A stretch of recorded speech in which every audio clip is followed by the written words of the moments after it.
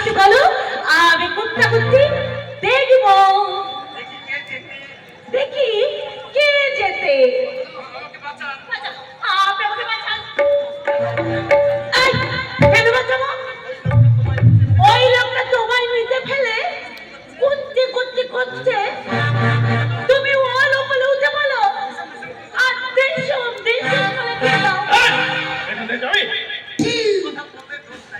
ও সত্যি কথা বললেই তো, তাই না? তোমরা ছেলেরা সব তোমার মেয়েদের উপরে উঠবে আর মেয়েরা উঠলেই তো, তাই না? আর আমার সঙ্গে লেগে দেখো না, এমন করে দেব না দেশ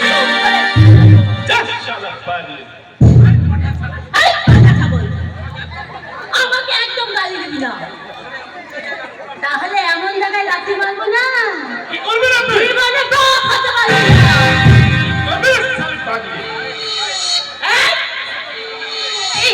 এসো তো, আমরা দুজনে মিলে সেটাকে আমরা টাইট করে দিই। এসো, আমার কাউকে লাগবে না, আমি একাই যথেষ্ট।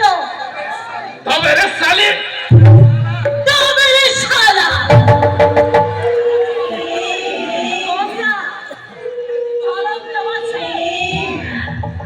বেঁধে ধর্ষণ করো, ট্যাক্সি থেকে নেমে লরিতে তুলে তোমার ছেলেদের দিয়ে কোনো ধর্ষণ করো। আমার পাল্লে পড়লে না মজাটা বুঝিয়ে দেবো।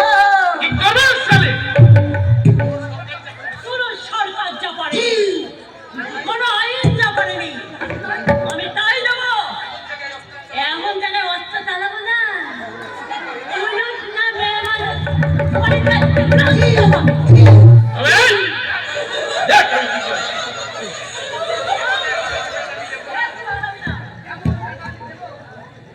এমন জায়গায় আমি দেবো না, মুখ লোকানোর জায়গা পাবি না।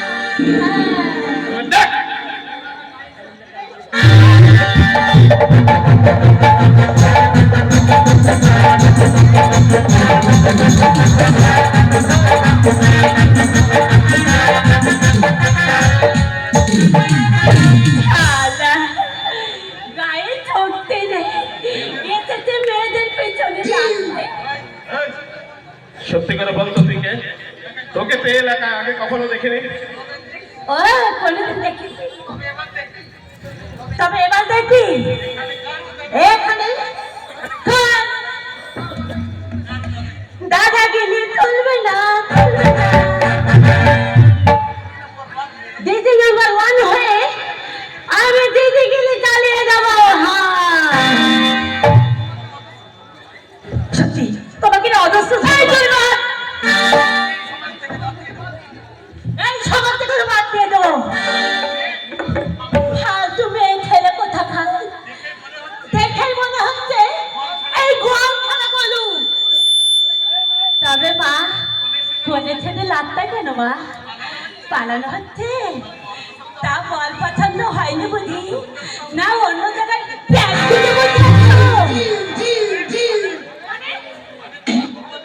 মানে তোমার কপালে না অর্থাৎ দুঃখতি আছে।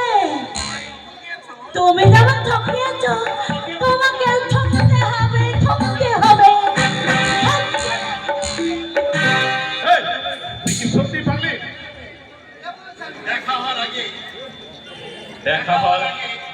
দেখা হওয়ার আগে গয়নাগুলো ছেড়ে দিই।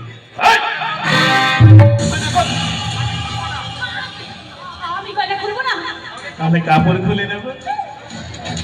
রূপদের বস্ত্রহরণ শুরু হবে, কোন কলির কৃষ্ণ তাকে বাঁচাতে আসবে না। আমি কিন্তু চিৎকার করবো। স্বেচ্ছায় গয়নাগুলো না দিলে এই নির্জন রাতের অন্ধকারে তোকে আমি শেষ করে গয়নাগুলো নিয়ে আর শুধু প্রাণে মারার আগে তোর এই যৌবনের মধু নিয়ে একটু মধু পান করবো।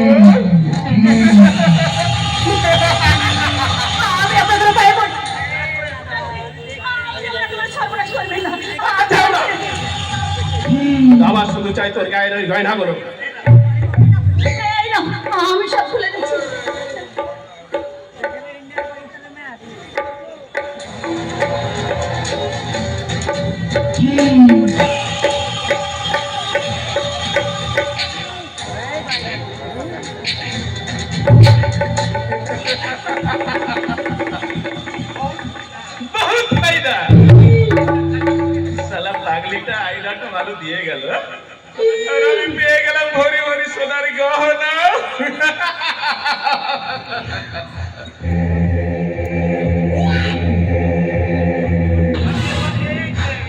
আমি এবারে গিয়ে একটু একটু করে খেলাবো, হ্যাঁ?